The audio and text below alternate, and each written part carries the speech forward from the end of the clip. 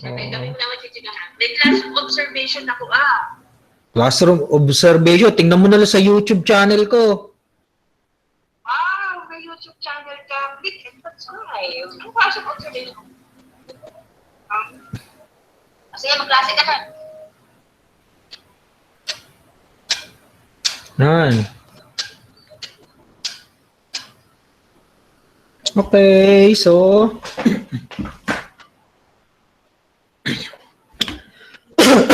may COVID na yata ako. Nahawa ko rito sa online.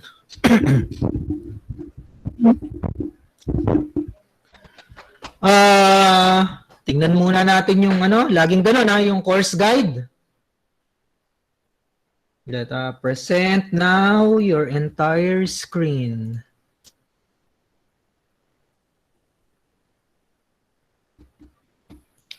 Okay, so i-open natin yung course guide.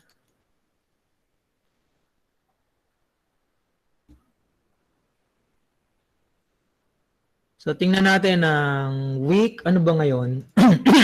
Week number 3. So sabi sa course guide ay week 2 to 3. Okay, module number 2 pa rin tayo. Parang mahaba ah. Siguro mahirap 'yon itong module number 2. Okay? So ang gagawin natin ngayon is magsagot tayo ng ilang items or problems dun sa engaging activities. Tapos may napindot yata ako ah. Okay. So module pa rin module 2. So ibig sabihin ang deadline natin ay, ang deadline ng performance task number 1 ay katapusan ng week 3. By this Sunday. Okay? By this Sunday, so isasubmit nyo yung sagot sa performance task number 1. Okay? So tingnan nyo lang yung rubric, no? Kung ano yung nasa rubric, yun ang sasagutan nyo. Automatic na yun, ganun lagi. So week number 2, week number 2 tayo. Okay, so module number 2. Okay? So i-open ko yung module number 2. So still user-defined functions.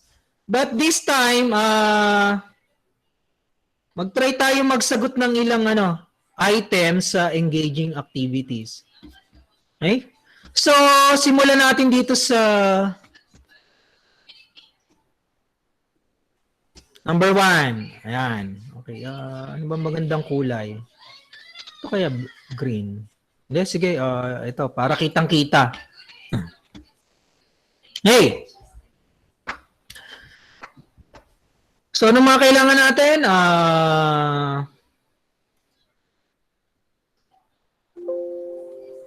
Nice.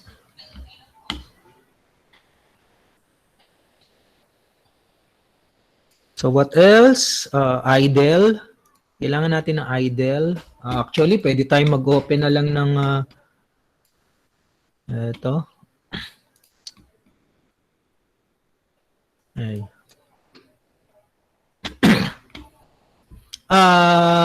Kailangan bang lakihan pa natin? Option. Saglit. Configure idle. No, kaya 18. Kung gagawin kong 20 yung size, mas malaki. Okay. Tingin ko okay to.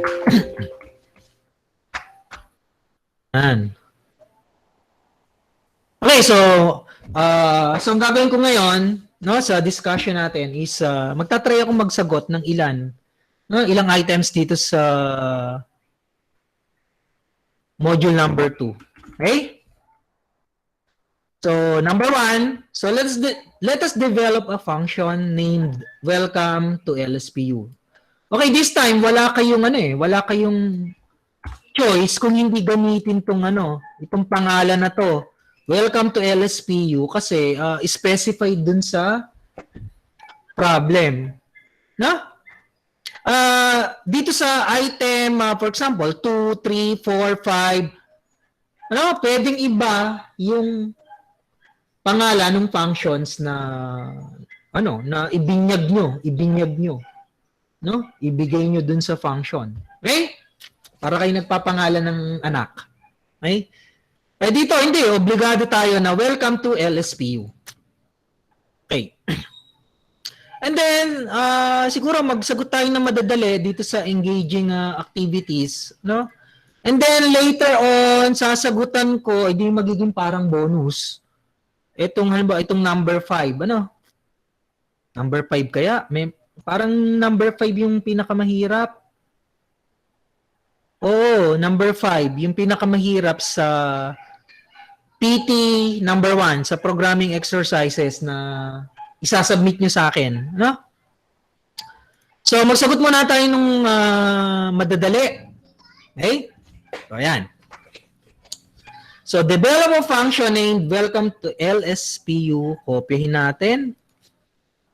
Ang maganda, kopyahin natin.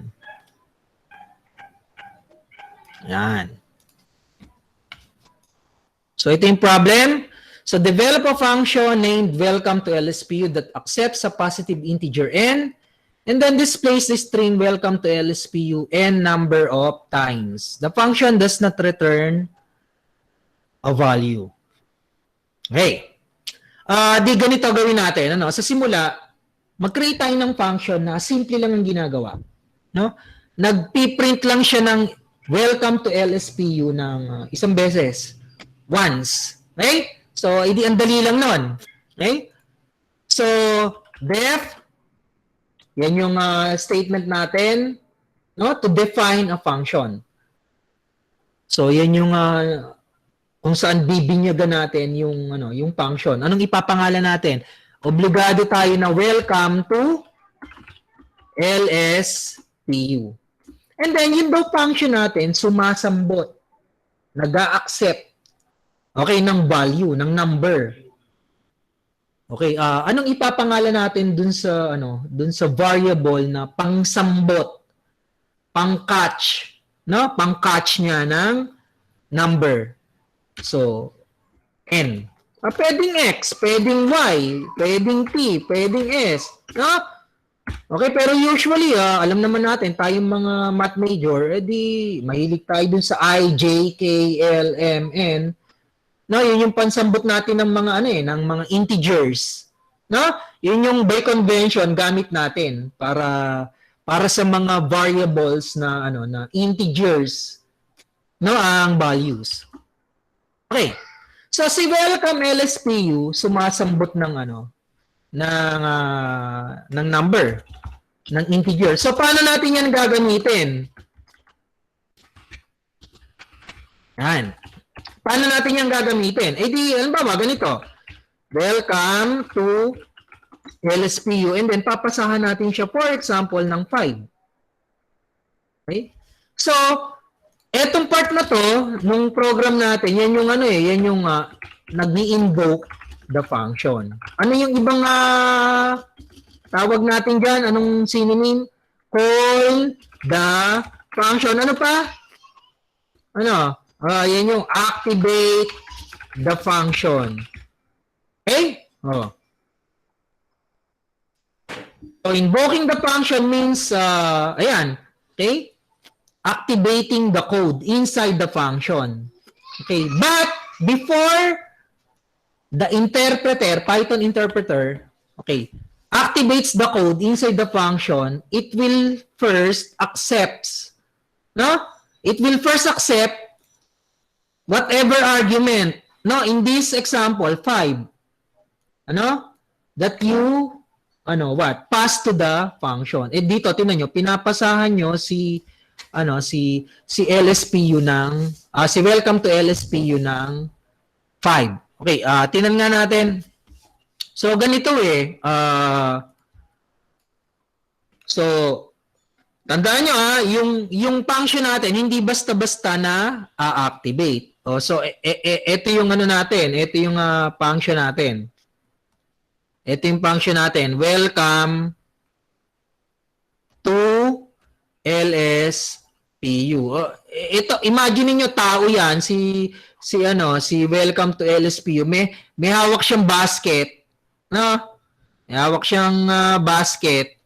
Ang label ng basket ay N. Okay, N. Tapos ito naman, ito ka naman, No? Ito ka naman, ang pangalan mo ay si main. Ikaw yung main routine. Binabatuhan mo si LSPU ng argument. Pinapasahan mo siya ng argument. Anong ipinapasa mo sa kanya? Doon sa example ko ay 5. So ang gagawin ni welcome to LSPU, sasambutin niya yung value na 5, okay? Ang gamit niyang basket or variable ay ayan, may label na ayan, n. So ito ay basket labeled N. Okay? And then, pagka nasambot na niya yung argument na 5, tsaka pa lang niya i-activate, no? Tsaka pa lang niya gagawin yung code inside the function. Okay? So ganon So ulit, dito sa dito sa program natin, okay, ayan ito yung main routine, yan yung unang na-activate. Okay? Then tinawag mo si function. Okay? Ito yung pangalan ng function. Diba? Okay? So, anong ipinapasa mo kay function? Yung argument na 5. Anong gagawin ni function? Sasambutin niya yung 5. O, yan. Anong ipansasambot niya? Okay, na variable dun sa 5, ADN. Pag nasambot na nung function, yung 5, saka pa lang niya i-activate whatever code, no? Whatever lines of code you put, okay, inside the function. No? So, let us do not try, to accomplish whatever is being asked. No, all the things that in our program specifications. Wag nating i-accomplish ito lahat ng sinasabi rito at once. No, hindi ganoon mag-develop ng program. No, so paunti-unti. Kaya nga ang tawag dun sa mga gumagawa ng mga complex na programs ay meron tayong software engineer. No? Meron tayong tinatawag na software architect. Then merong mga computer programmers. No? So para ka nagbi-build ng mga structures, ng mga buildings. Okay? So ganon. So sa yung mga BPOs natin, ayan, may mga openings for software engineers. Hindi lang data analyst, no? So mayroong mga BS Math na nagiging software engineers. Eh di ka-level niyo yung mga graduate ng engineering. Okay? So, ganito gagawin ko, itong welcome to LSPU, wala lang, lalagyan ko lang siya ng isang linya, one line of code, na nagpiprint lang ng, welcome to LSPU. Ayan. Yeah. So ibig sabihin, pinapasahan ko siya ng 5, pero pansamantala, hindi ko muna gagamitin yung sinambot niya na value ng n. Hindi niya muna gagamitin itong 5 na to. Ayan yung 5 na yan, sinasambot nung function. Ang pinansambot niya yung variable n, pero wala lang. Hindi ko muna ipapagamit dun sa function. Ang gusto ko is mag-print lang ng welcome to LSPU yung function. Okay? Now, dito, pwede ko itong lagyan ng return kasi pag wala ka ng line of code, ang function nagre-return na. Bumabalik na dun. Parang lang yun kung sinong iniwanan, yun din daw ang babalikan. O yeah, applicable yan sa function. Pag tinawag mo yung function, pansamantala, yung control ng program, aalis dito sa main routine. Lilipat siya dito sa, ayan, kung ano yung mga lines ng code inside the function. Okay? So, iniwan, iniwan nung interpreter, itong main, itinransfer yung control ng program dito sa, function. So, ma-activate itong kung marami kang lines of code inside the function, so yun muna gagana. Pag na-encounter na ng interpreter yung return, ano, edi saka pala niya itatransfer yung control ng program back to whatever line, ano, or whatever, okay, your program is doing before invoking the function. Okay? So, ulit So, andito yung control ng program, no? Pag tumawag ka ng function, okay, lilipat yung control ng program dun sa function. Then, kung meron kang maraming lines of code inside the function, i-execute yan ng interpreter. And then, pag na-encounter ng function or naubusan na ng lines, no, of code yung function, saka pa lang babalik, ta-transfer yung control ng program back to where you called or where you previously invoked the function. Okay? So, gano'n, no? So, dito sa program natin, no, wala lang. Pinasahan ko ng 5 yung ating function. Ayan, no? Pero pansamantala, hindi ko muna gagamitin yung 5. Wala lang. Ang gagawin lang nung function ay, mag-print ng welcome to LSPU. So, tingnan natin, Pag inira natin yan, save ko muna. Okay, and then run. Run ko. So, run module. Okay, so yun. So, nag-print siya ng welcome to LSPU. So, ito ayan welcome to LSPU. So, anong nangyari? I-analyze nga natin. I-analyze natin, So, tingnan nyo, ano yung unang lines of code natin? Ayan, ayan.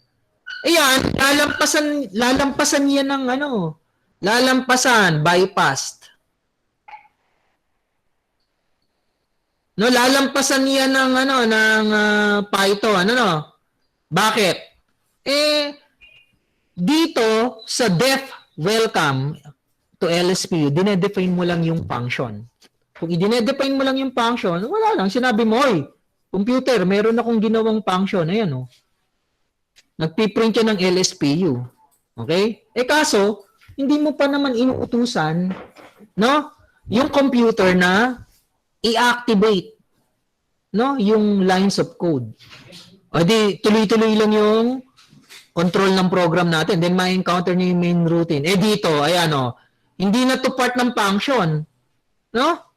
So, ito, i-activate ito ng computer. So, ano yung statement na yan? Ini-invoke mo yung function. Ibig sabihin, okay, computer, i-activate mo si function, pinapasahan ko siya ng ng 5. Okay, pag nasambot na niya yung 5, nitong function na welcome to LSPU, saka pala niya i-activate yung mga lines inside the function. Kaso, ang line natin, iisa, welcome to LSPU, kaya ayun, nag-print ng welcome to LSPU yung function. And then, since wala na tayong line na natitira sa loob ng function, magre-return na yung control ng program dito sa main routine.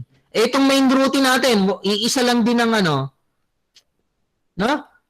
line of code. Wala na tayong ibang inuutos, so matatapos na yung program. Okay? So, ayan So, yan yung simpleng function natin. Okay. Now, i-modify ko yung function para maging ganito. Ang gusto ko ipasok yung print. Ito yan. Yung print welcome to LSPU, i-place natin inside a loop. Ayan. Okay, para paulit-ulit na gawin ng computer. So, paano natin yung ipapasok sa loob ng loop? Okay? Paano natin yung ipapasok sa loob ng loop? Saglit. Liitan ko tong solution? Paano ang solution? Anong solution natin? Kim! Na-disconnect ka na naman? Jelly, Mr. Bandoy, anong solution? Ito si Mr. Bandoy, nagpo-program to eh. Nasaan na? Sir, mag-ano po, Anong magandang gawin? i-declare po muna yung n po na integer. Oh, okay. Tapos maggagawa po ng yung if and then po. If yung po, if n is greater than 0, then print po print yung welcome to LSPU. Ito, so paano tayo ulit-ulit na magpiprint ng welcome to LSPU? Anong magandang gamitin? While loop po. Hello po, sir. While loop. Ayaw nyo ng for loop. While loop daw. Mr. Bandoy, while loop, pwede. Sarap. While loop po, sir. While loop? Pwede po. Okay, try natin. Ganito na lang, Total, sabi ko, hindi dapat binibigla yung, yung pagbubuo. Hello po, sir. Mabagal po yung network. Sige. Okay. Hello po. Sige lang, Neil. Okay, so, while loop.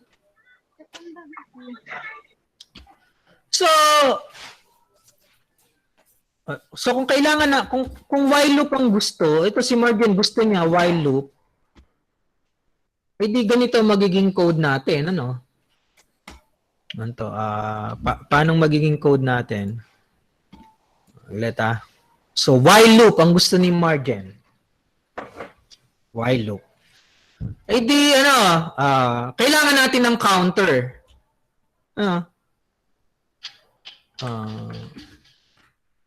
Yan. So, yan yung taga-bilang. Yan yung counter. Yan. Tapos,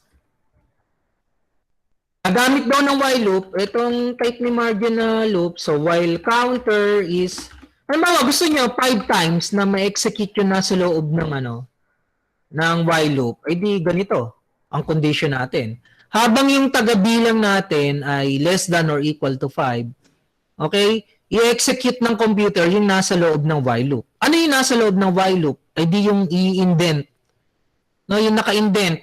So, dapat indent. Indent natin. So, gano'n, So, i-indent. Yan. Okay? Pag inira natin yan, mag-i-infinite loop. Hindi mababago yung counter. Dapat i-adjust niyo yung counter. Pagka-print ng welcome to LSPU, dagdagan niyo yung counter natin ng isa. Tingnan nyo, sa simula, anong value ng counter? Sige nga, i-simulate natin yung program na yan. Sige tingnan natin kung anong mangyayari Okay. So, simulate natin. Counter is equals to 1. Okay, so ang counter is equals to 1. Ayan. Counter is equals to 1. Okay. Okay, tingnan nyo. While counter is less than or equal to 5. Okay, so ibig sabihin, uulit-ulitin ito ng computer, yung dalawang yan, yung 2 lines of code inside the while loop. Bakit nyo nga nasabing yan ay inside the while loop? Kasi, naka-indent. Indented. Indented. Okay? So, yan yung reason, kung bakit natin nasasabi na, okay, yung dalawang lines of code natin, ay inside the loop. Kasi, indented. Naka-indent. Okay? So, naka-indent. Okay? So, yan yung dalawang uulit-ulitin ng computer. Okay? Kapag, in-execute niya na yung loop. Okay, or habang, tingnan niyo yung condition, Ayan, ang condition. Ayan. habang ang counter ay less than or equal to 5. Okay? So, tingnan nyo welcome to LSPU. Di magpiprint siya ng welcome to LSPU. No? O, yan. Then, counter is equals to counter plus 1. Di ang counter magiging 2. Okay. Now, tandaan nyo kailan titigil yung while loop, yung pag-execute dun sa mga statements inside the while loop kapag nag-false na yung condition. Kaso kapag ang counter nyo ay 2, no?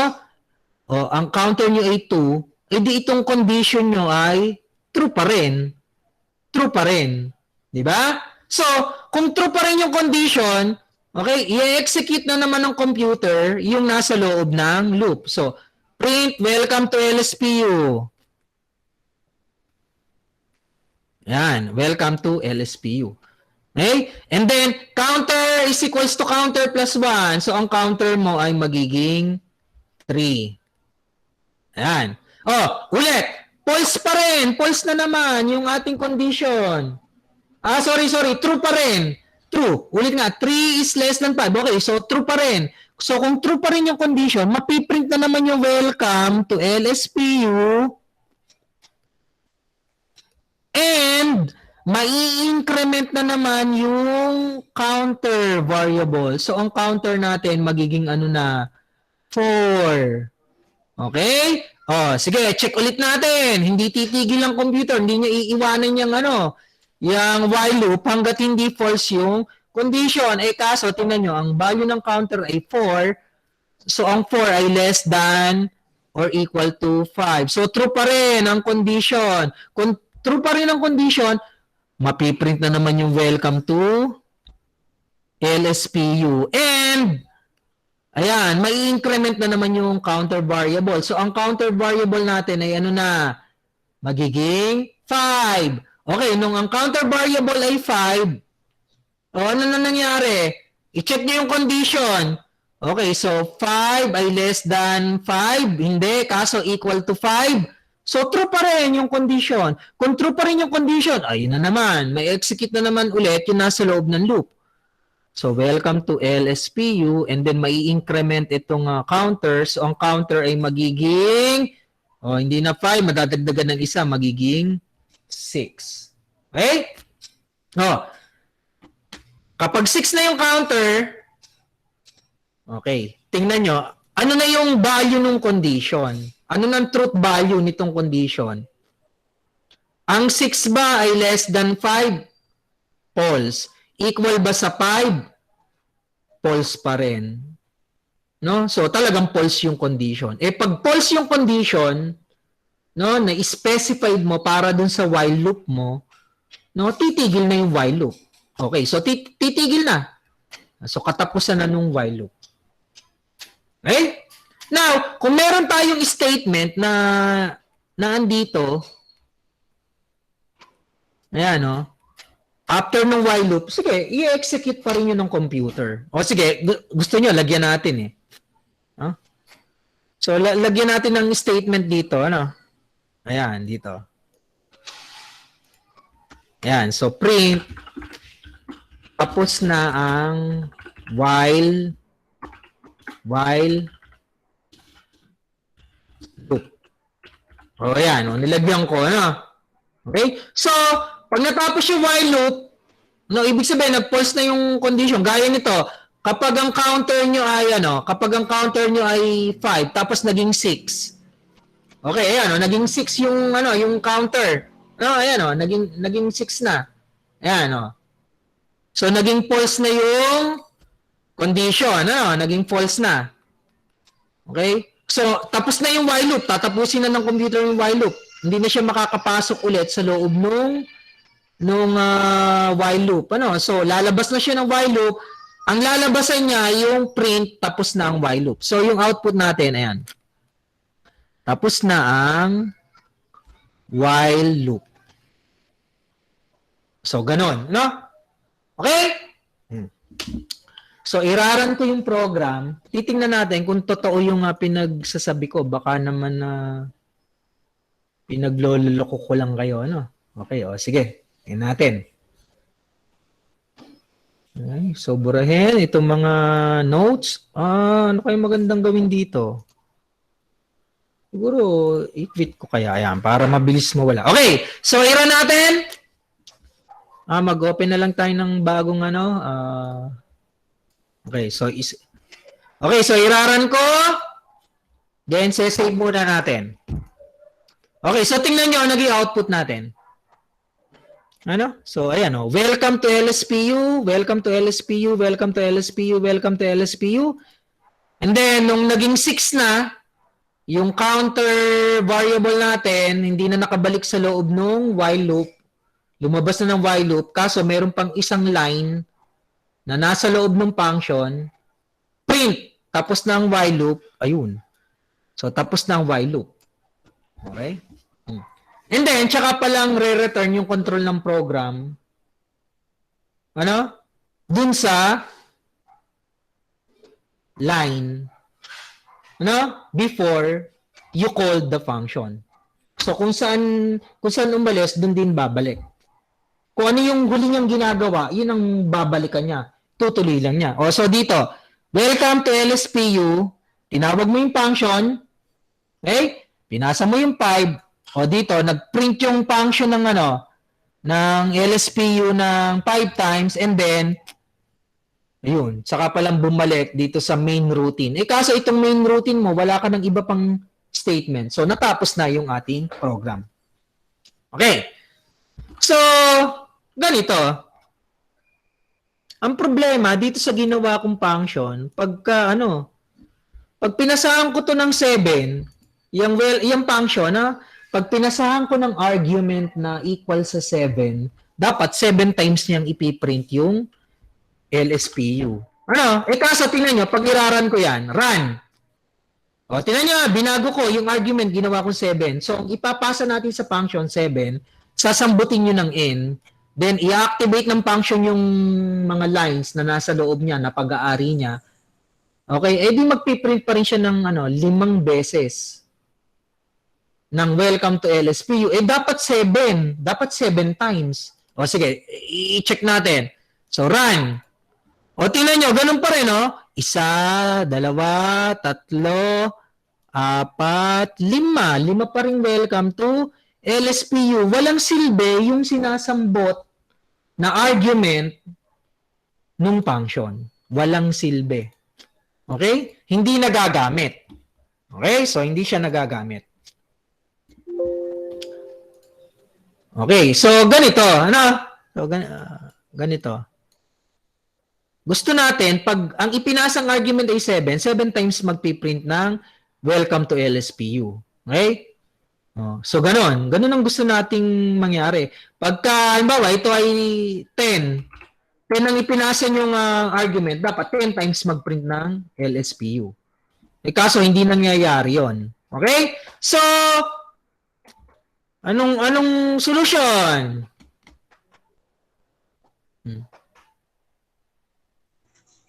Sir, yung 5 po papalitan ng N. Okay. So from walang silbi to to may silbi. So yung ating parameter n, sinasambot niya yung number of times. Nag-i-equal siya dun sa number of times kung ilang beses ipiprint yung welcome to LSPU. Okay? So, yun ang solution. Okay, tingnan nyo ito, ayan Ito, nakapik sa sa 5. Kaya laging 5 times siya nagpiprint nito, ng welcome to LSPU. Dapat ito, ayun sa halip na 5 times, dapat n number of times. So, itong 5 na to, paltan lang natin ng n. Kaya pag ang pinasa mo ay 10, ang tingin ng computer ay, ayan, paltan natin to yung 5. Gagawin kong n. Okay? So, ayan, ginawa kong n. O, tingnan nyo, pag ang ipinasa mo ay 10, anong tingin ng computer dito sa condition? While counter is less than or equal to 10. Pag ginawa ko itong 100, anong tingin ng computer dito? counter is less than or equal to 100. Pag ginawa ko tong 3, anong tingin ng computer dito sa condition? While counter is less than or equal to 3. Okay? So, dynamic yung function natin. Hindi nakapix na 5 times lang. Pwedeng 3 times, pwedeng 100 times, depending on the argument, no? Caught, na nasambot, no? Caught by the parameter n. Okay? So, tingnan natin kung gagana yan. Kung gagana yan, tingnan natin. So, pasahan ko siya ng 7. E di dapat, 7 times mag-print ng welcome to LSPU. Okay, so i-run natin. So, ayun. No? So, 1, 2, 3, 4, 5, 6, 7. And then, ito, yung tapos na yung while loop. Then, saka palang bumalik dun sa main routine. Okay, so 7 times. Diba? Okay. Sige. Tingnan natin. 10 times. Gawin natin itong 10 times. No? Gawin natin 10 times. So, ayan. 7. Ayan. So, ginawa ko 10 times. I-run natin. O, ayun. No? Ulit nga. Para rin pala itong chalkboard eh. No? So, tingnan nyo.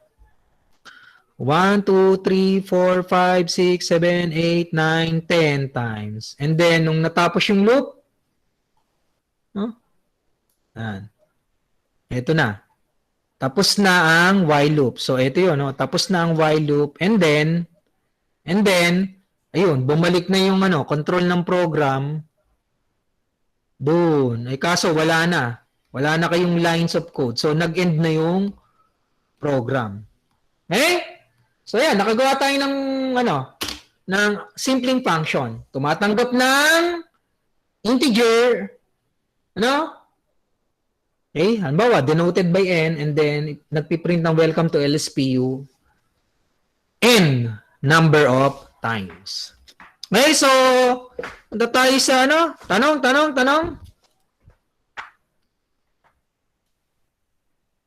Tanong? Question. Ito na, lami. Miss Bustamante. Question. Question? Walang question? Mr. Ong. Yesmil. Grace. Ano to? Grace Ian ba yan?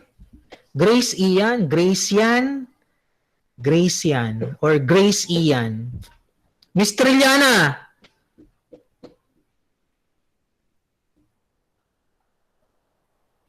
Ba't hindi umuuman lang? Siguro i-require ko kayong naka-on lagi ang webcam.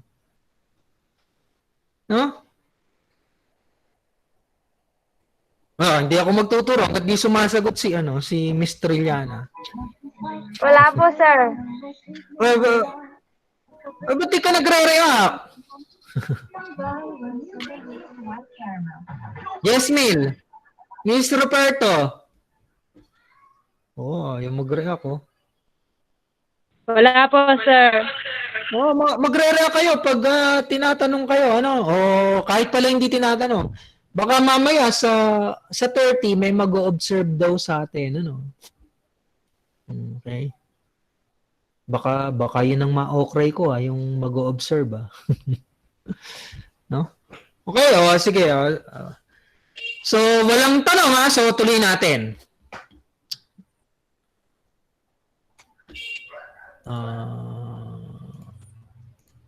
Okay, punta tayo sa ito.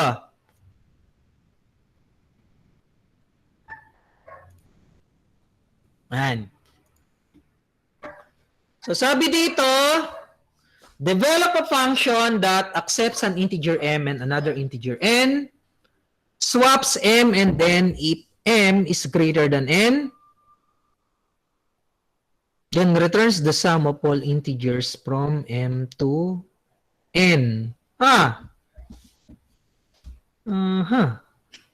Okay, sige. Natin, Ito yung sinasabi. Yung daw function nyo,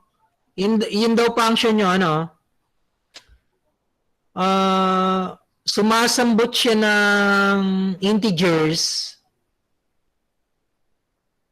Okay? Bawa, 3 at saka 5. Ayan, ganyan. Then tinototal daw niya yung lahat ng integers between m and n. Okay? Ayan, kinakalculate to nung function nyo. No? So, ganun lang yung sinasabi, no? So, ang ibabalik ng function nyo ay 4, 5, 6, 7, 8, 12. So, ito yung magiging return value ng function. Okay? So, ganyan, So,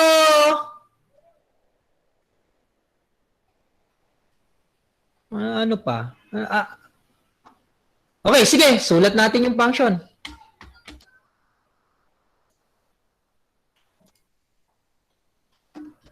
Okay. Anong ibibinyag nyo dun sa function?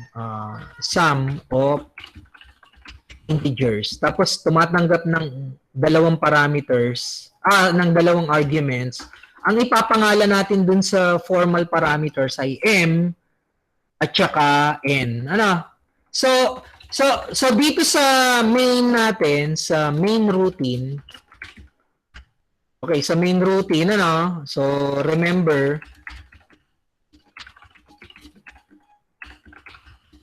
so yan yung unang ini-execute ng computer. Ganito, x is equals to sum of integers. So ayan pag in-invoke natin yung function, pinasahan nyo ng 3, 5,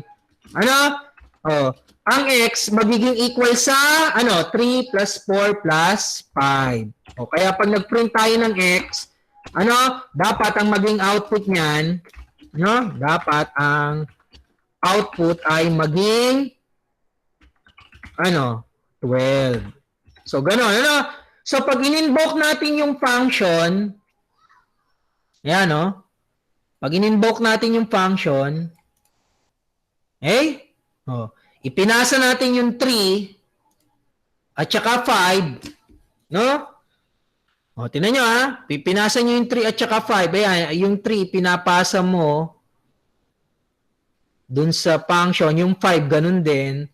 So, sino sasambot dun sa 3? Yung m. Sino sasambot dun sa 5? Yung n.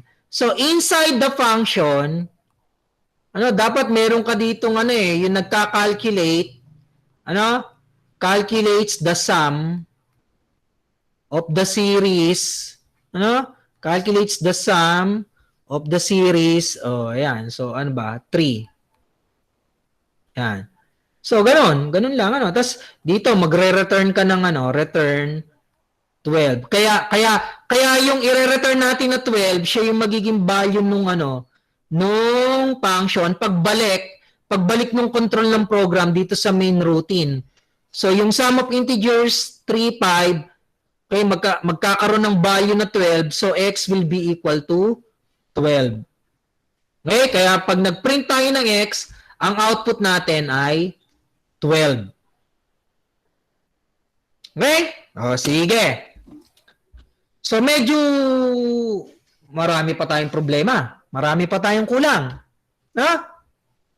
Sige. Gagawa tayo ng loop na, of course, merong counter. May counter. May counter. Ito. Anong gusto niyo ipangalan doon sa counter? Ano na lang? I. Okay. I is equals to, saan magsisimula yung I? Okay. Tingnan nyo ulit, Tingnan nyo ulit. Kapag ang, mas maganda siguro kung paltang ko ng pula yung, ito. Tingnan nyo, kapag ang sinambot nung function ay 3 at saka 5, dapat itong counter natin magsimula sa 3. Tapos magiging siya, 4. Tapos magiging 5 siya. Then magiging 6. Yung counter. So gawa lang tayo ng while loop. Magki-create tayo ng while loop na vinavary binabari yung values ng yung value ng I. Nagsisimula siya sa 3, magiging 4, magiging 5, magiging 6. Kapag ito ang ipinasa nating arguments, kapag 3 at saka 5. Diba? 3, 4, 5. Okay? Pag 6, hindi na tayo dapat makabalik sa loob ng while loop. Maging false na yung condition para dun sa while loop. So, simple lang naman yung ganung loop. Diba? So, again, ulit anong sabi ko? Saan magsisimula yung I? Kapag 3, paano kung iba yung arguments na pinasa nyo? Halimbawa, ito ay 5, ito ay 7. Dapat magsimula yung dapat magsimula yung counter natin sa 5, hindi sa 3. So, dapat wag mong i-hard code. Wag mong i-hard code yung rito, yung 3 o kaya yung 5, gaya dyan sa example natin. Wag mong i-hard code. Ang gawin mo ay yung M ang gamitin natin na starting value nung I. No? Para kung ano man yung sinambot ng computer na value ng M, yun yung starting value ng counter variable na I. Okay, so gawin natin Okay, so ang I, hindi magsisimula sa 3, hindi magsisimula sa 5. Magsisimula sa M. And then, while loop. Okay lang titigil yung while loop. No? Kapag nag-false na tong condition na to, so gagawin ng computer yung nasa loob ng while loop habang ang I ay mababa or equal sa yung final value. O dito sa example natin, 7. Okay? So hindi ko pwede itong gawing 7 kasi mag-fix yan sa 7. Dapat kung ano yung sinambot nung function na value ng n. No? Yun yung higher integer. Yan. Okay? Tapos, same technique. Sa loob ng while loop, paano mo dadagdagan yung counter variable? I is equal to I plus 1. Pero, bago mo increment yung counter, Okay, ito yun counter variable starts with M. And, ayan, yung counter variable natin ends. Ends with N. Pero actually, lalampas pa ng N yan. Kaya lang, hindi na makakabalik sa loob ng while loop. Okay. So, pag ini-increment natin, or bago natin i-increment, dapat may gawin tayo sa loob ng while loop. Anong gagawin natin sa loob ng while loop? Yung nagto-total. Hindi dapat meron tayong accumulator. Meron tayong accumulator. Okay, anong ipapangalan natin doon sa accumulator? Kung siya ay total or sum, sige, gamitin na lang natin yung variable S. Sum, suma, total, kung gusto nyo total, edi pwede nyo total is equals to 0. Ayan, ganyan, So, anong tawag natin dyan? Sa nag-iipon ng sum, yan ay accumulator. Okay? O, sige. Total is equals to total plus, ano yung idadagdag natin sa total? Tandaan nyo, ang counter natin ay I. Ang I ay magiging, dito sa example ko, magiging 5, magiging 6, magiging 7. So, yun yung I. Yun yung itinototal natin. Kaya, sa accumulator, ang ina-accumulate natin ay yung I. Kaya, total is equals to total plus, ano yung variable na i-accumulate natin? Yung I. Kaya, total is equals to total plus I. Okay? So, ang iniipon nyo yung I. So, yung I, maiipon sa total. Okay? So, pag na-plus mo na yung I dun sa accumulator na total, sige, ano ba yung kasunod na value ng I? Di mag-plus 1 lang tayo. Okay? So, natin i-analyze muna natin. Huwag nating i-run itong program. I-analyze natin. Okay, i-analyze natin. Okay. So, simulation.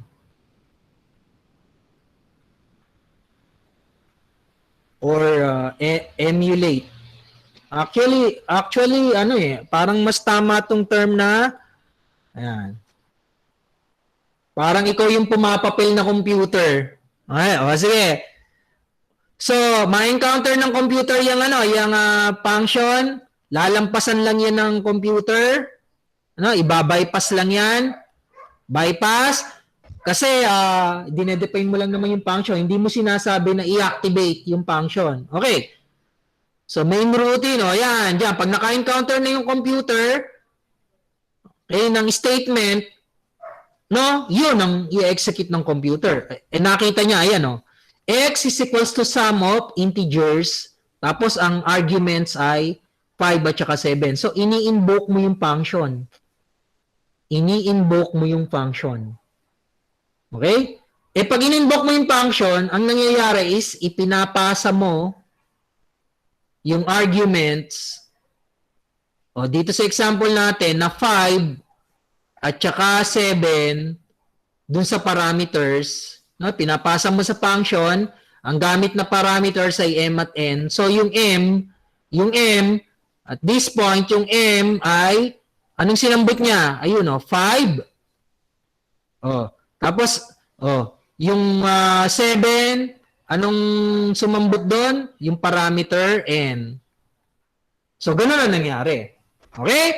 So, once, okay, the function has caught or has accepted those parameters na 5 and 7, that is the only time na, okay, the interpreter will start executing the statements, no, the lines of code inside the function. Sige, i-emulate natin. Okay, sabi mo, utos mo ay total is equals to 0. So, total is equal to 0. I is equals to M. So, I is equals to M. Anong value ng M? Ang sinambot niyang M ay, ayun 5. Okay, so I is equals to M. So, I is equals to 5.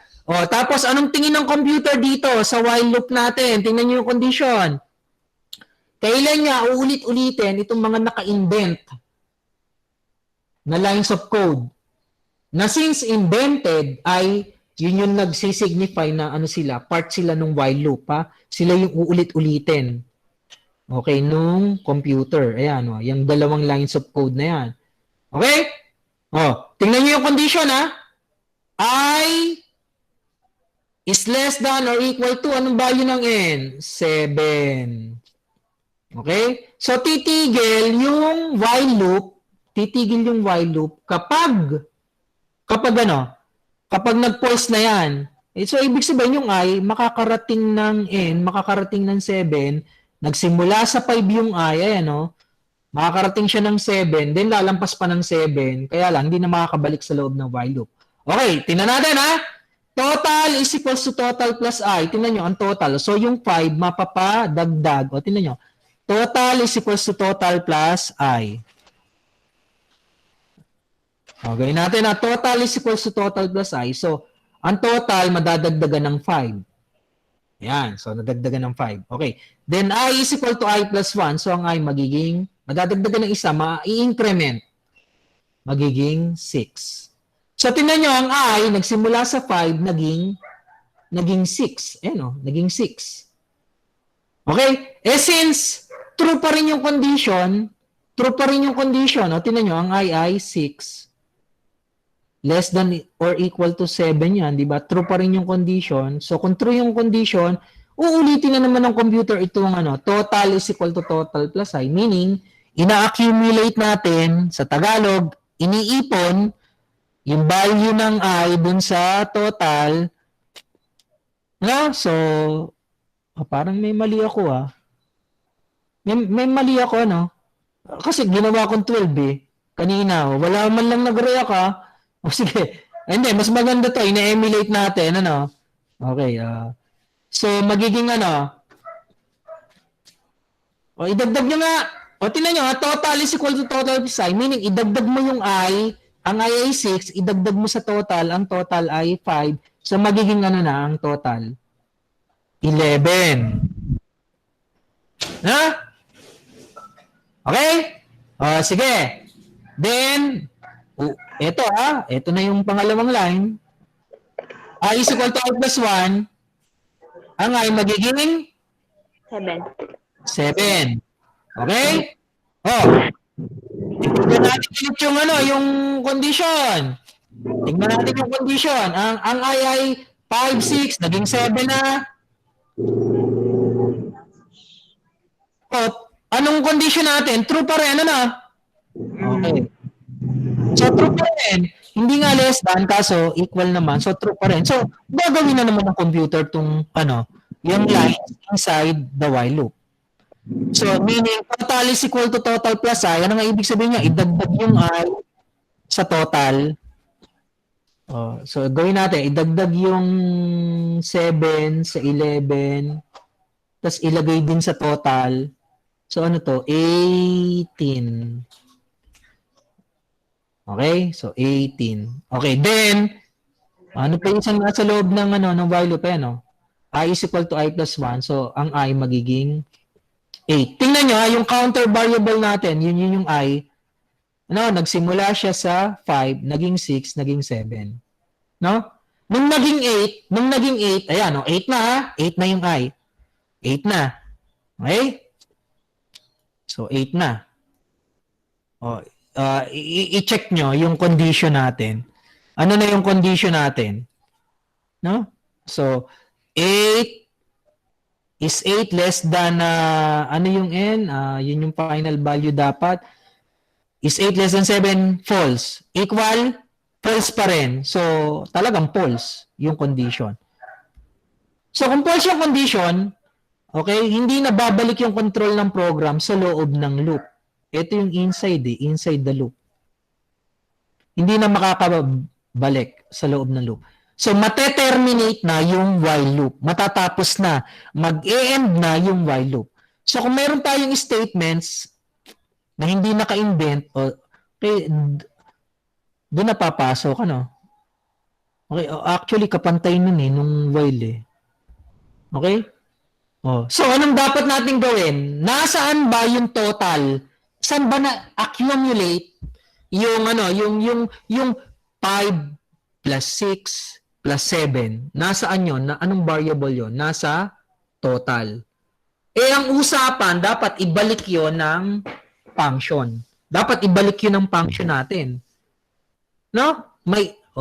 Kung ano man yung total, yun ang i-return ng function. So, dapat, pag natapos yung while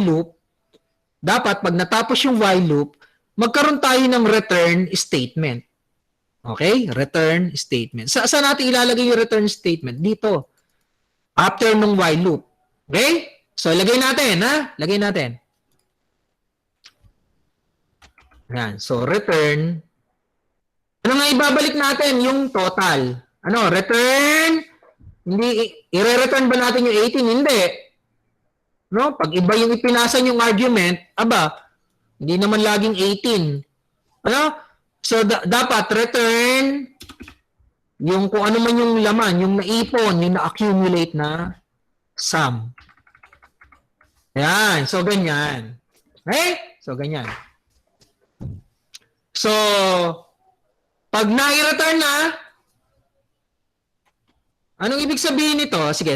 Anong ibig sabihin niya return total? Kung ang laman ng total ay kunyari 18, so ang mapapareturn niya 18, siya yung magiging value nitong function. So, ini-equal mo yung x sa 18. Kaya print x, so yan ay 18.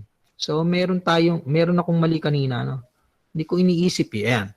So, dapat ganyan. Okay? So, tingnan natin kung nagbobolahan lang tayo. Pag may mali ako, nagbobolahan nga lang tayo. No? Okay. I-correct ko kaya muna to. Saglit. Kakainis. Ayan. 18. Tama ba? 5 plus 6, 11.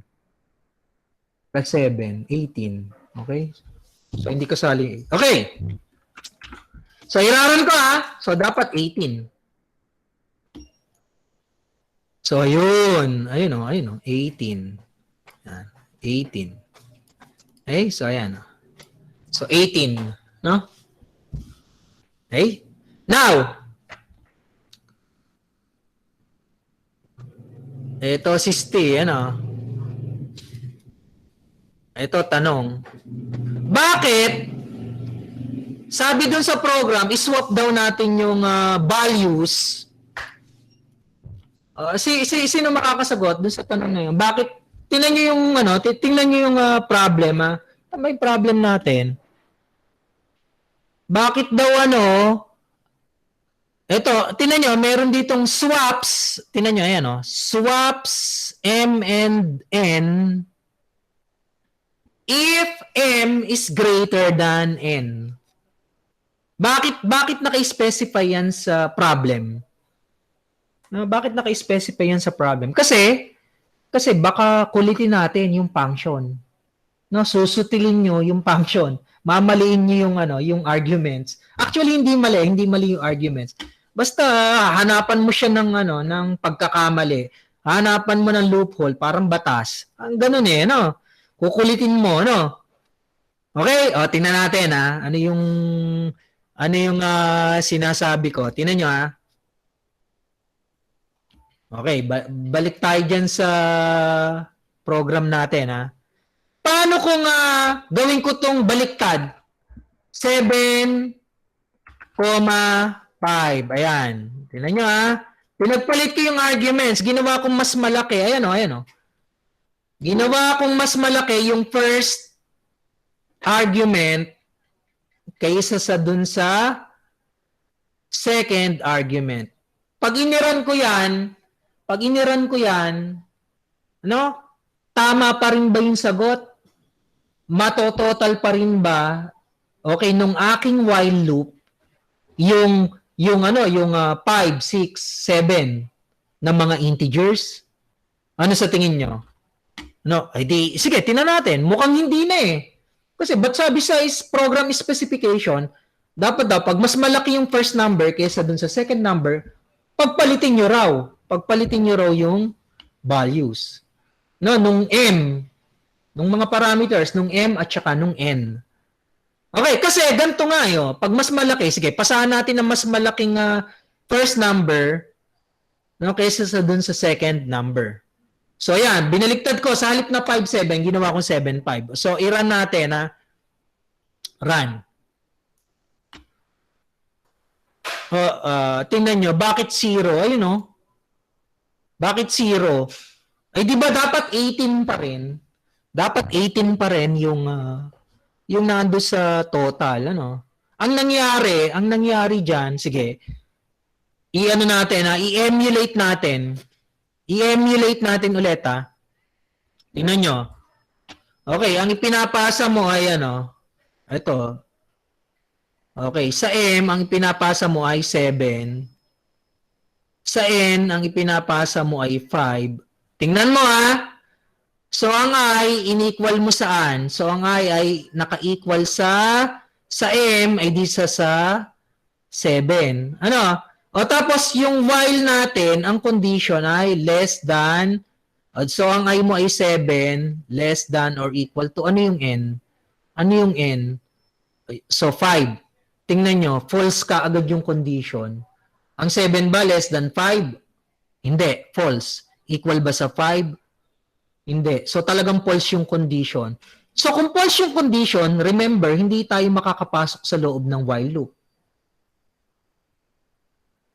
Hindi na-execute yung while loop.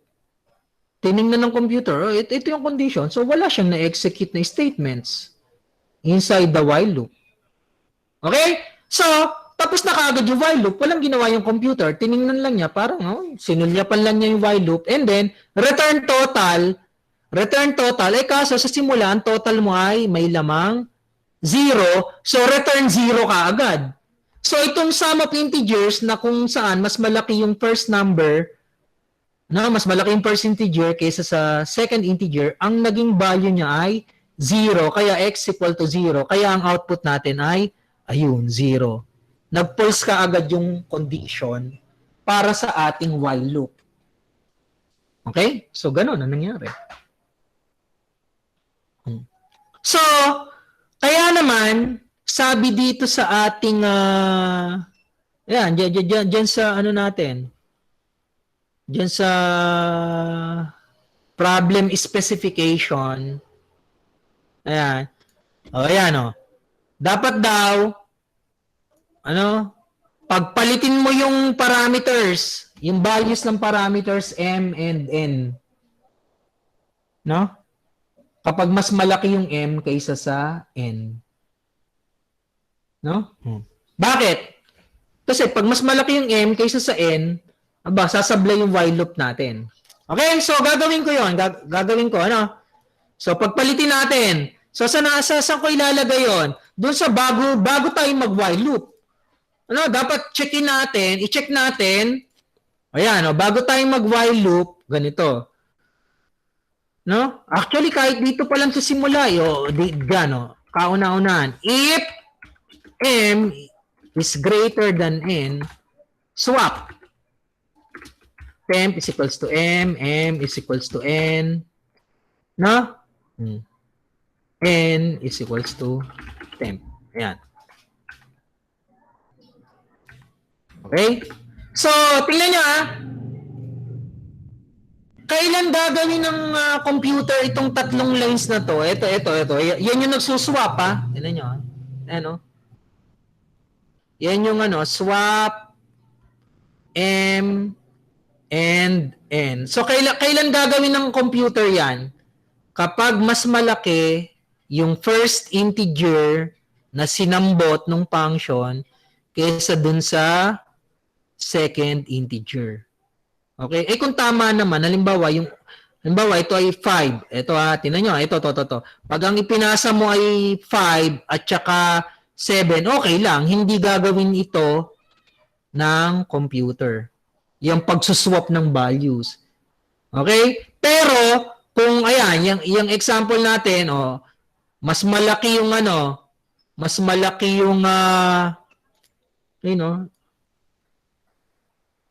yung sinambot ng m kaysa dun sa sinambot ng n, okay? So, may execute itong swapping lines of code natin, Okay? So, kung it's either na-activate itong nagsuswap ng values ng m at saka n, or hindi sila ma-activate. Depende dito sa ipinasa nating arguments, kung mas malaki or mas maliit yung first integer dun sa second integer. Okay? So, tingnan nga natin dito sa example natin. Sige, i-emulate natin. So, okay, sum of integers. Pinasahan natin ng 7 at saka 5. So, ang m ay 7, ang n ay 5. So, ayan. So, anong tingin ng computer dito? True or false? So, yung 7 mas malaki sa 5. So, yan ay magiging true. Kaya, may execute itong temp. Temp is equals to m. So, ang temp ay magiging equal sa 7. Tapos, m is equals to n. Di gano'n. So, ang m ay magiging siya? Magiging 5. Okay, so magiging 5. Tapos, ito, n is equals to temp. Ito. Yung temp, mapapapunta dun. Okay, sa 5. So, 7. Ayan. No? So, tineknika natin, gumamit tayo ng dummy variable. Yun nga yung temp. Yung temp na variable, temporary, wala lang. Gamitan lang di ba? Gamitan lang naman, kahit sa programming, parang tunay na buhay. Ginamit nyo lang si temp. Para mapagpalit yung laman nung m at saka nung n. So, laging, bago tayo makarating dito sa part na to ng code, bago makarating dyan, sigurado kayo na hindi mas malaki yung laman ng m kaysa sa n. Kasi kung mas malaki yung m sa laman ng n, dadaan yung program nyo dito sa nagsuswap. Kung hindi mas malaki yung m kaysa kay n, hindi dadaan dito sa nagsuswap. So, kahit ano pang mangyari, sigurado kayo na hindi mas malaki yung m kaysa sa n, bago makarating dito sa while loop. Okay? Sige. Alam natin kanina, gumagana yung while loop. Walang problema doon sa while loop natin. Gumagana yon, So, niremedyo na lang natin pag makulit yung, yung tumatawag sa function natin. Okay, so, ayan. Kanina, nung pinasahan natin ng medyo tama yung order, No, nung arguments, mas malaki yung yung second kaysa dun sa first integer. Okay, anong output nito? 18. O ngayon naman, binaliktad ko. Pag iniran ko yan, dapat 18 pa rin. Hindi na 0. Kanina, nag-0 yan nung wala pa tayong code para mag-swap yung values ng m at saka nung n. O, ngayon, ayan, tingnan nyo, 18. Ayun, 18. Ay, run pa nga natin na isang beses. Run. Oh, ayun. So, 18 talaga, Okay? Diba? So, pag pinasahan natin yan ng halimbawa, papasahan ko siya ng 1 at saka 10. I-total nyo nga. Dapat yan 55. Dapat yan 55. Okay. So, pag iniran ko yan, ang output ay 55. So, run. Ayun. So, 55. Okay? Oh, pag baliktad ko yung arguments, inuna ko yung mas malaki. O, 10, mas malaki kaysa sa 1. Inuna natin yung mas malaki. So, pag iniran ko yan, 55 pa rin. Kasi, magsuswap, muna, ng values ng m at saka n, yung Python, dito sa loob ng function. Magtuturo kasi itong if. No? Okay. O, sige. I-run natin. Run. So, yung 55 pa rin. Okay? Now, ano yung pangungulit dun sa function na talagang mag-e-error yan? Ang isang nasa isip ko, pasahan mo ng hindi integers, pasahan mo ng string, hello. Pasahan natin ng hindi string. Talagang mag-e-error na yan. Sorry, pasahan natin ng hindi number. Pasahan nyo ng string. Talagang mag-e-error. Kasi dito sa loob ng dito sa loob ng ating function, itinatrato natin, itinitreat natin yung m at saka n ng mga integers. No? We treat them as integers. No? So, hindi niya ma-handle. Kung ipinasa mo ay ang data type ay string, so mag-e-error talaga yan. Okay? So, sige, i-run nyo. Run. Run module. Ayun, error. Ayan, isang patutok na error. Error. Okay? Yan. So, error. So, tanong. Question and answer muna. Bago natin sagutan yung, yung isang medyo... Sir, wala po. Di magiging bonus na yun, tanong.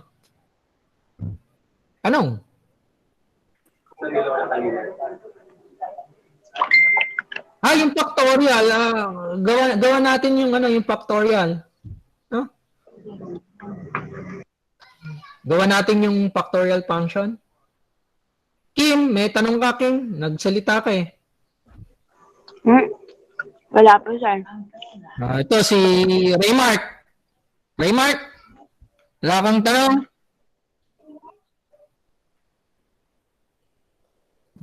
Ba't ganun? Ayaw niyo mag-voice. Wala din po mic. Paano ang ibig mo sabihin wala kang mic? Nasa desktop ka ba? Okay. Desktop? Sige.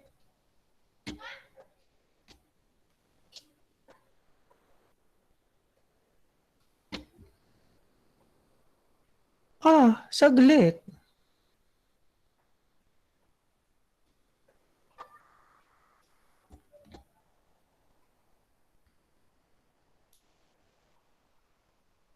Rinig niyo pa ba ako? Margen? Sir. Okay. Sige Okay pa So, hindi ako nadi-disconnect Okay, so itong factorial function. Tingnan nyo Sabi ko nga doon sa section 3B, into the minds of the computer programmer. Ano yung nasa isip ng mga nauna pa sa atin na programmers? Nung ginawa nila yung factorial function. Okay, highlight natin to. Tapos na tayo dito. O, dito na tayo, ha? Ayan. Yan, okay. So, ano yung nasa isip nung mga nauna pa sa atin nung ginawa nila yung factorial? By the way, di ba meron ng built-in? Tingnan nyo, mag-open tayo ng idle, ha? Ano nga yun? Ano nga yung library or module na merong factorial function? Yun yung math, di ba? Import math. Tapos meron yung meron yung math, tapos merong di ba sign? Sign ng halimbawa, ano bang sign function ng 30 degrees, di ba? So 0.5, yan yung 1/2. Ano ba ang tangent ng 45 degrees? Di ba? Yan yung 1. Sorry. But same pa rin ang ginamit ko. Math.tangent ng 45 degrees. Ay di yan yung 1. Di ba? 1. So, ano ang factorial? Tingnan nyo, may factorial na. Dun sa math module.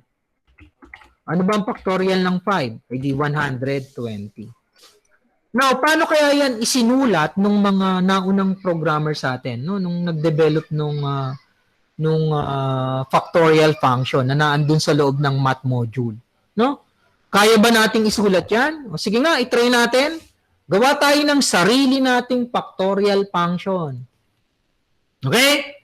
So yan, so develop a function that accepts an integer n and returns the factorial of n. So, hindi natin i-import yung nasa math module. Gagawa tayo ng sarili natin. Okay? So, ganito. So, burahin natin to. So, hindi tayo ganyan. Hindi tayo, i-import ng math module. Then, gagamitin natin yung factorial. Hindi. Gagawa tayo ng sarili natin. Okay, so, bet. Siguro mas magandang pangalanan natin yung factorial ni Tim Briner Dito, sinong sikat dito? Ito yung si Ritz nag-post ng link O sige, factorial ni Ritz. Ayan. So, yung factorial ni Ritz sumasambot ng integer. Pangalanan natin yung yung pansambot. Yung pangsambot, yung parameter, pangalanan natin na n. Okay, so dito sa main,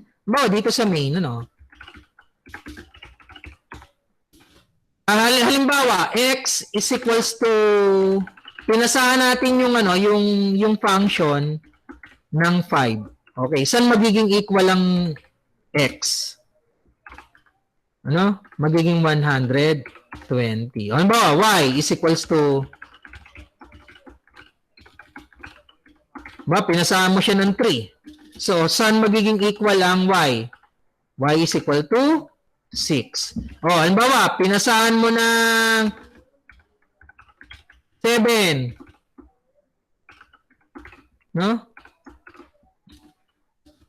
So, saan mag-i-equal yung z? 120 times 6, 720. Ayan, ganyan, Okay? So, print x, print y, print z. Okay? So, simple lang naman yung code. Paano ba tayo mag-total ng integers from 1 up to n? Ganon, gagayahin natin yung technique. Di ba, ginawa natin ganito. Meron tayong accumulator. So, yan yung s is equal to 0. Yan yung accumulator. Okay. Tapos, nag-create tayo ng counter. Yan yung counter, di ba? Okay. Tapos, nag-create tayo ng while loop. While counter is less than or equal to n. Okay. Tapos, dito, I is equals to, dapat yung counter, counter, taga-bilang, edi magsisimula siya sa 1, magiging 2, magiging 3, magiging 4, magiging up to n. Then, lalampas pa sa n. Kaya I is equal to I plus 1 ng paulit-ulit. Pero bago tayo mag-increment ng counter na I, dapat i-accumulate natin. S equal to S plus I. Okay? Then, return S. Itong function na to, ang kina-calculate niyan ay yung sum. Ang kina-calculate niyan ay sum ng lahat ng integers from 1 up to n. Hindi multiplication, hindi product. So, i-modify natin yan, yung program na yan. Anong pwedeng gawin? Okay. Accumulator, sa halip na 0, dapat 1. Tingnan nyo, kasi, babaguhin natin to. Itong sum, gagawin natin, sa halip na sum, gagawin natin multiplication. No? So, ang accumulator, tawagin yung P, product. Product. Okay? So, product is equals to product, okay, times 1, times 2, times 3, times 4, times 5, and so on and so forth. Okay? Ang problema, pag ang accumulator nyo ng product, kapag sinimulan mo sa 0, mapapako na kayo sa 0. Tingnan nyo, 0 times 1, 0. 0 times 2, 0. 0 times 3, 0. 0 times 4, 0. So, dapat ang accumulator, simulan mo sa 1. Okay? Tapos yung counter, okay, tama yon. Talagang 1 ang simula. Okay. Kaya mayayari, 1 times 2, 2. 2 times, ulit, 1 times 2, ulit, ano ba simula nito? Product is 1. Okay, 1 times 1, 1. 1 times 2, 2. 2 times 3, 6. No? Okay, 6 times 4. Okay, so, tumatama. Ngayon, kung sinimulan mo ulit, balik tayo. Kung sinimulan mo yung product sa 0, nakapako ka na sa 0. Itong product mo, wala. Mapapako yan sa 0. 0 times 1, 0. 0 times 2, 0. 0 times 3, 0. Kaya ang return value mo, pag ni-return mo yung P, yung product, 0 yun. O sige, itry natin I-try natin na i-run yan. Tingnan nyo i-run ko So, X is 0, Y is 0, Z is equal to 0. So, print X, Y, Z. So, 0 yan. So, tingnan nyo, tatlong 0. Ayan, tatlong zeros yung output natin. Okay? Tatlong zeros. No? So, itama natin. So, since multiplication yung operation doon, yung parang nag-accumulate tayo. Okay? So, multiplication. So, dapat yung accumulator natin, gawin nating 1 ang starting value. Okay? So, yan. Tingin nyo, tatama na yung factorial na yan. Tingin ko, tatama na yan. Ay, saglit Okay, so i-run natin. Tingnan nyo, ayun no? So, factorial, pag pinasahan mo ng 5. Okay? So, itong while loop natin, ang I ay, sa simula, 1, magiging 2, magiging 3, magiging 4, magiging 5. Pag naging 6, hindi na nakabalik sa loob ng loop. Each time, no? Okay? Bawat iteration, ang tawag, yung technical na term, iteration, no? For each iteration, yung value ng I, iniipon mo dun sa P. Yung product, iniipon mo dun sa P. So, tama nga naman, times 1, times 2, times 3, times 4, times 5. Pag naging 6 na, hindi na papasok ulit sa loob ng loop, mare-return na yung 120. Kaya ang X 120. Okay? Next. Ni-reuse mo. Okay, so, ayan, So, ito yung principle na kung bakit tayo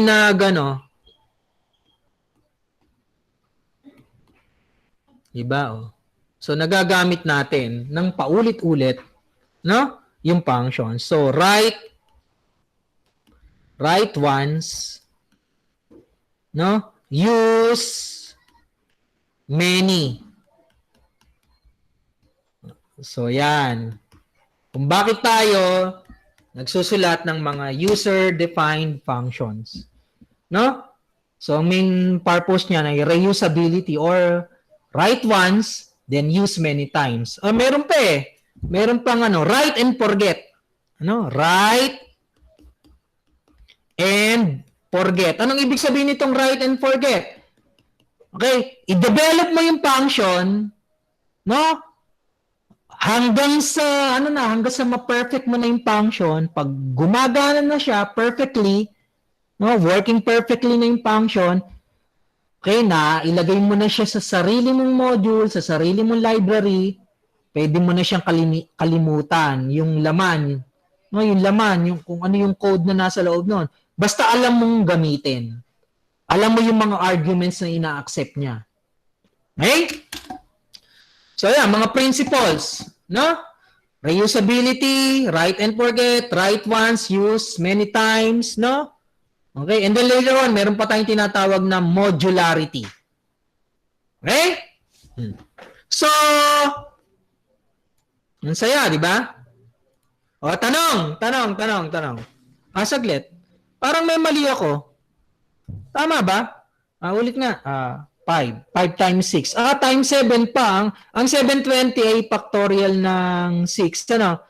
So, may mali ako dito. Ayan, mali yung, yung comment. Ba't kasi nilalagyan ko pa ng comment eh? Inuutos na nga natin sa computer. No? So, 5,040. Okay, so meron akong blooper. Kung ito ay naka-upload sa YouTube, makikita nung iba. No, anyway, kinore ko naman. Okay, tanong. Question and answer. Wala po, sir. Sir, wala po kaming naintindihan, sir. Ganun ba? Lauris, bakit dalawa? Sir, sa YouTube na lang, sir. Bakit dalawa to? Tingnan nyo. Tuwiko, Lauris F. Ba't dalawa? Dalawa nakalagin? Doppelganger, sir. Saglit lang tingnan ko lang yung attendance. Save ko lang as an Excel workbook.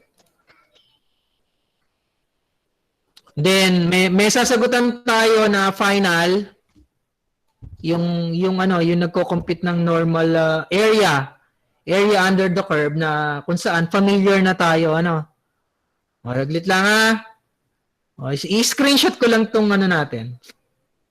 Session. Okay, 1 2 3. Okay. So present ulit tayo. Okay. So, tingnan natin yung isa sa performance task, di parang magiging bonus na to. Baka may nakagawa na. Magagalit sa akin. Marjan, baka nagawa mo na, tapos magagalit ka. Ito. Itong number. Gerard Telan po. Oo nga, baka magalit sa akin yung mga... Nagawa na po yan ni Kim, sir. Ito? Number 5. Wow. Brainy. Okay. So, sige nga, gawin natin tong number 5. Ano bang technique dito sa number 5? Okay. Alam ko na. Kopyahin natin. Papunta dun sa... Kukopyahin ko tong problem. Yan. So, develop a function that can calculate areas under the curve. Ito yung normal probability density function Anong ang technique natin diyan? Anong ang ginawa nating technique diyan?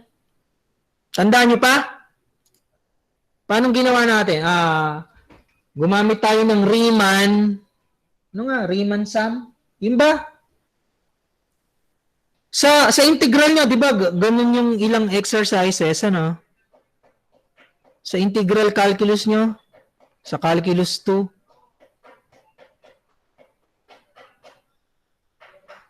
Halimbawa, ito yung z. Ito yung ito yung given, ito yung ina-accept, given. No, yan yung ano accepted by the function. So specify diyan. No, for example, z is equal to 0. Pwedeng ganun eh. So, anong technique natin? From negative infinity, di ba? Ang ginagawa natin ayun x is equals to ano ba? From negative infinity, ano? Okay. No? So, nagka-calculate tayo ng area ng rectangle, no? Of a certain width and height. Yan. So, sige, ano ba tong area nitong rectangle na to? Area is equals to what? Ano yan? Ay di yan yung height. Ay di height times times width. No? So, tama o tama? Okay. Gaano kataas yung rectangle na yan? Gaano kataas yung rectangle na yan? Kung mapapansin nyo, yung taas niyang rectangle na yan ay, sige, kung ito ang x natin, kung ito ang x, okay, ito ang x ayan, markan nga ulit natin, ito ang x yan ang x. Okay? Ang height niyan, yung rectangle na yan ay simply f of x. Okay, tapos ang width, simply yung delta x. Okay? So, ganun kasimple. Then, eto tanong, paano mo i-adjust, paano mo i-move yung value ng x? Okay? Para maka-refer tayo dun sa susunod na rectangle. Tawagin natin yung susunod na rectangle as a sub 2. O paano tayo makakamove doon? Di ang gawin mo, x plus delta x. Na, pag ginawa mo yun, di yan na magiging bagong value ng x. Then, ika-calculate mo na naman yung area. So, yun yung area 2. Ang area ay f of x times delta x. Then, dagdagan mo na naman yung x ng delta x. So, di ibig sabihin, a-adjust yung x para makapoint ka dun sa edge nung third. So, yan ang magiging x mo, nung third rectangle. No? So, x plus delta x, ayan. So, makakapoint ka, no? Dun sa pangatlong rectangle. So, anong height nitong pangatlong rectangle? Di ganun pa rin, f of x. Anong width niya? Ganun pa rin, delta x. Okay? So, ganun lang. X equals to x plus delta x, di a-adjust yung x. Then, again, x plus delta x, a-adjust na naman siya. X plus delta x, a-adjust na naman siya. No? So, if you have 1 million rectangles, okay, yung x natin, nagsisilbi siyang counter or pointer dun sa left side nung bawat rectangle. So, ganun lang. So, for each rectangle, i-calculate mo lang yung height. Okay? Ano bang height? Ayun nga, yung f of x yun. Ayan, f of x. Tapos, ano yung width? Delta x. So, ulit lang ng ulit yun. Ilalagay nyo lang sa loob ng while loop. Okay, kaya lang, ang tanong, gaano ba kalapad yung bawat rectangle? Ano ba yung delta x? Di ang dali lang. Kung 1 million rectangles, i-calculate mo lang yung length, ito. Calculate lang natin itong kahabaan ng from negative infinity to z. I-calculate mo yan, tapos i-divide mo lang sa number ng rectangles.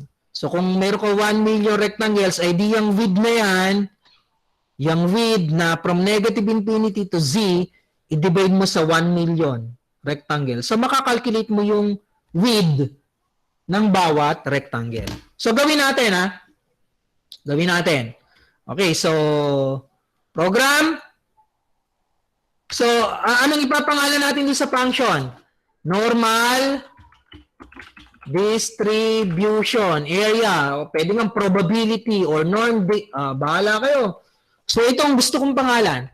Ito tayo, ako magbibinyag dun sa function. O, tapos tumatanggap siya ng z-score. Okay? O yan, z-score. Ganito yung negative infinity, iseset ko siya sa negative 100. Total, tingnan nyo total ganito eh. Di ba ganito ang normal distribution o ganyan So ito yung 0, ito yung negative 1, ito yung negative 2, ito yung negative 3. Tingnan nyo pag nandun ka na di ba asymptotic. Okay, pag nandun ka na sa negative negative 100, ayan nandiyan ka na. Sige. Nanta ka pa, sige.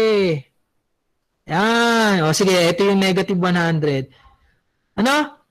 Halos sayad na yung curve dun sa horizontal axis natin. Yung makukuha mo diyang rectangle. Sige, i-magnify natin, magnifying glass. Yung makukuha mong rectangle diyan, halos zero na ang area. Halos zero na yung area. Ganun, halos hindi na siya makadagdag. Ayan, baka may ganun. Almost zero na kapag yung z-score ay negative 100. Okay? Kaya, pwede nyong i-treat dito sa kasong ito na yung sa halip na negative infinity, gawin mo na lang negative 100 or negative 1,000. So, tingin ko, sapat na yung negative 100. Halos magkalapit na, nagdidikit na halos yung normal curve, yung standard normal curve, at saka yung horizontal axis. Kaya hindi na issue. Okay? So, dito sa program natin, yung negative infinity, sa halip na negative infinity talaga, ginawa ko na lang na negative 100. Okay? So, ganito. Ilan ang rectangles na gusto natin? Halimbawa, 1 million. 1 million yung number ng rectangles. So, sige nga, class, i-calculate niyo yung width. Yung width ng bawat rectangle. Di simple lang. Z minus negative infinity divided by number of rectangles. Okay? So, na-calculate na natin yung delta x. Kung kukunti yung rectangles mo, yung 10 lang, mas malaki delta x mo. Mas malapad yung rectangle. Pag ginawa mo 100 na rectangles, numinipis. Nagiging narrow yung rectangle natin. Gawin mo 1,000, hindi lalo na. Gawin mo 1 million na rectangles, sobrang payat na ng bawat rectangles. Kaya lang, mas accurate. Mas accurate yung resulta natin. Okay, bakit nga mas accurate? Kasi, bakit mas accurate? Di ba, pag mas maraming rectangle, mas accurate yung Riemann sum natin, di ba? Tingnan nyo, pagka kukonti lang yung rectangle, so tingnan nyo, di ba? Merong hindi napapasama sa tingnan nyo, pag kukonti lang yung rectangles, asan yung error? Ito, error. Yan yung yung hindi napapasama dun sa total area or total probability. Hindi napapasama yan. Kaya, ang pinakamaganda is damihan nyo yung rectangles. Okay? So, pag dinamihan natin yung rectangles, mas kukonti yung error. Okay, next. Sige, mag-create tayo ng counter na variable x is equals to, saan ito magsisimula? Negative Infinity. So, yan yung starting. Yung counter variable x, yan yung yan yung nasa catching the left side of the rectangle. Okay? So, ganon. Okay. Mag-create tayo ng while loop. So, while. Ano yung nasa while loop natin? Ano yung nasa while loop? While x is less than or equal to z. So, ibig sabihin, okay, kung nandito ang x, kung nandito ang z mo, ayan, kung nandito yung z mo, ito ang z, nandito ang x, magpa-plus ka ng delta x, ay di a-adjust yung x, plus delta x, a-adjust yung x, plus delta x, a-adjust yung x, plus delta x, a-adjust yung x, hanggang maging equal sa z. Okay? Hanggang maging equal sa z. So, a-adjust. A-adjust ng a-adjust. Pero bago tayo dapat mag-adjust, sige, lagyan natin dito na nag-adjust. X equals to x plus delta x. Okay, so dapat bago tayo mag-adjust, dapat i-calculate natin yung area nung rectangle. Paano nga natin i-calculate yung area nung rectangle? Di yung height. So, area of the rectangle is equals to height times the width. Ano yung height? Napag-usapan natin kanina, yun yung f of x. Okay. Times, ano ang width? Ang width ng rectangle ay delta x. Pare-parehas. Kahit 1 million yung rectangles, okay, yung 1 million rectangles na yun, pare-parehong delta x ang width. Kaya, area is equals to height times width. Okay? Then, kailangan natin na accumulator. Total area or probability.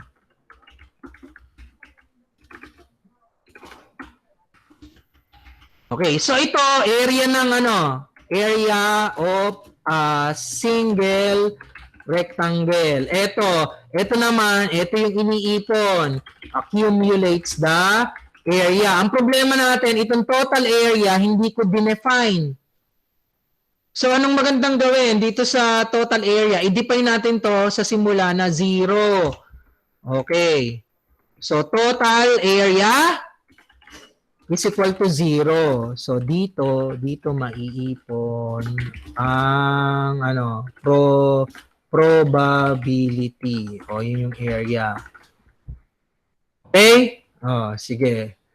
So, ulit ito, area ng isang rectangle, tapos ito, idinadagdag mo yung area ng isang rectangle dun sa accumulator ng total area. So, maiipon habang uma-adjust yung x from left to right hanggang makarating sa z-score. Okay? Kakalculate at naiipon yung total area. So, yan. Basically, tapos na yung while loop natin. Ang problema, ito, mag-e-error. Alin ang mag-e-error? Alin dyan ang mag-error? Itong f of x. Hindi mo dinefine yung f of x. Okay? So, ang gagawin ko, i-define ko yung f of x. Saan ko isusulat? Sa pinakauna. So, this time, mag-i-import ako ng math function. Tapos, def f of x. I-define lang natin yung normal probability density function. Okay? So, return. Anong i-return natin? Ano ba yung equation? Sulat ko ulit. Ano ba yung equation? F of x is equals to 1 over square root of 2 pi e to the negative 0.5x squared. O di return, dito natin isulat return, sige, 1 divided by square root ng 2 pi. So, math.pi times, 2 times math.pi. O, ayan. So, naisulat ko na to. Ayan, naisulat ko na to. Ito. O, yun namang e. Mayroong function dyan, May function dyan. Ito na lang natitira, So, may function dyan. So, times math.exp. Yan yung inire-raise mo yung e sa dito sa whatever exponent. Ayan o, diyan. Okay, so type natin yon. So negative 0.5 times x squared. So ayan, na-define na natin yung f of x. Okay, yun yung normal probability density function.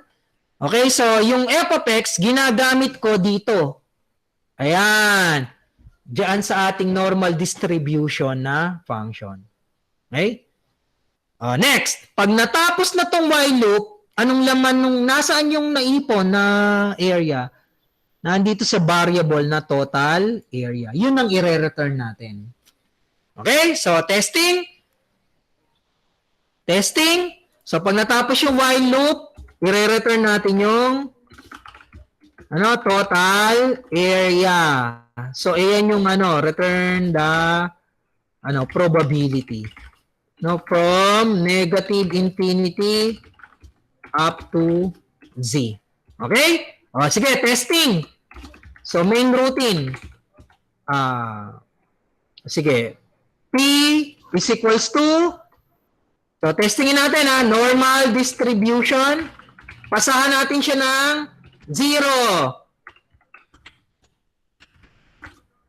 Sino makaka-predict ng output nito? Predict niya nga output niyan? Sino makaka-predict ng output niyan? Sino makaka-predict ng output nitong ginawa ko? Tingnan nyo i-drawing ko sa open board. Ito yung ipinapa-compute ko sa computer. Ito yon.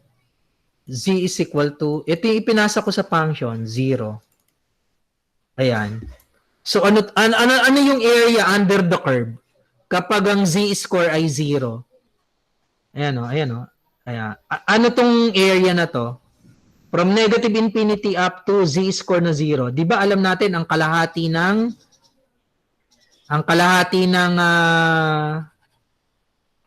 ayan. Yung curve natin may area na kalahati 0.5.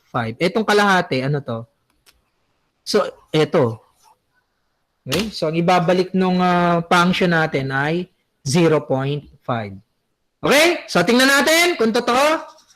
Malamang may error pa rin to. So, iraran ko run. Hindi nag-error. Perfect ka agad yung program sa simula pa lang. Okay? So, ayun Now, tingnan nyo pagka inuntian ko yung rectangle,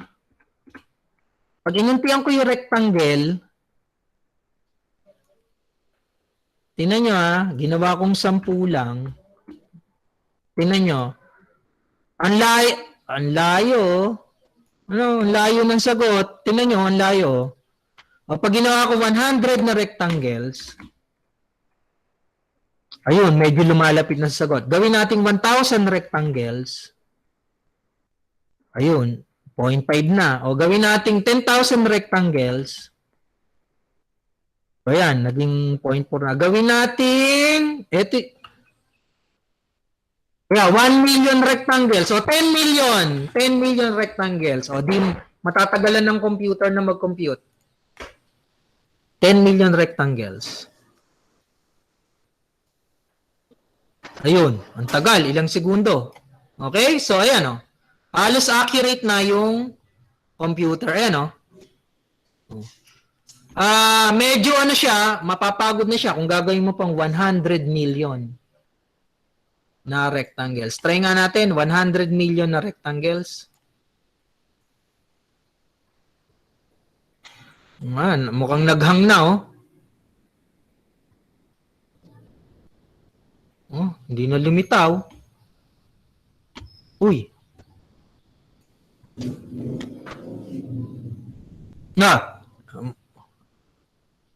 Wala na.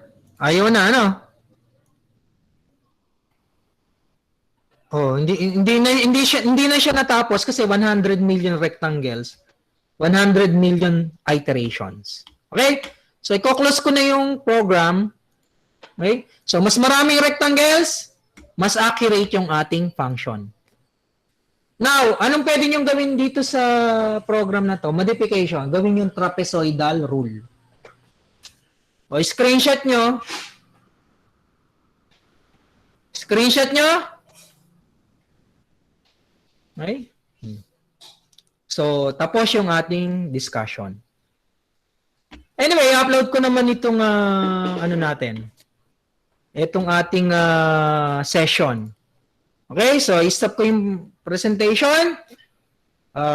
Mag-i-screenshot ako for our attendance. Yan. Okay, check ulit. Aglit on, off. Save natin yung attendance ulit. Ulit Okay. So, question. Question and answer. Tanong. Jeka.